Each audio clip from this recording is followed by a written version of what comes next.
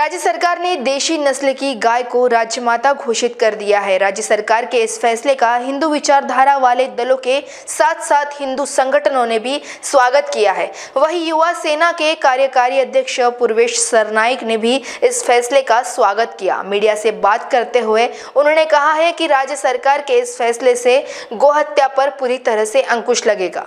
नक्कीच मी सर्वप्रथम महाराष्ट्र राज्याचे लोकप्रिय मुख्यमंत्री सन्माननीय एकनाथ शिंदे साहेबांचे मनापासून आभार व्यक्त करतो की आज आमच्या गौमातेला राजमातेचा दर्जा देण्याचं कार्य हे मुख्यमंत्री महोदयांच्या हस्ते करण्यात आलेलं आहे। महाराष्ट्र शासन हा पहिला असा राज्य आहे ज्याच्या मार्फत हा निर्णय हा ऐतिहासिक निर्णय आहे जो घेण्यात आलेला आहे।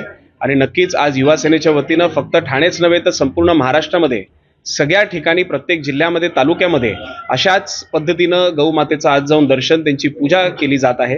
आणि प्रामुख्याने मी मुख्यमंत्री महोदयांचे मनापासून आभार यासाठी व्यक्त करतो की आज एक ऐतिहासिक निर्णय घेत असताना एक महाराष्ट्राच्या तमाम जनतेपर्यंत एक वेगळा संदेश पोहोचवण्याचं काम आज मुख्यमंत्री म्हणून एकनाथ शिंदे साहेबांनी केलेलं आहे।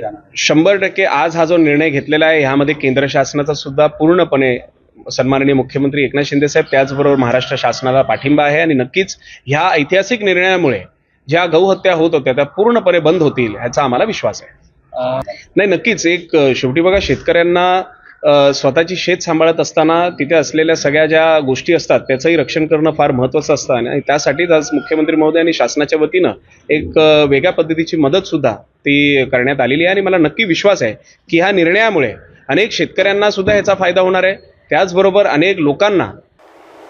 महान्यूज 7 की ब्यूरो रिपोर्ट ठाणे।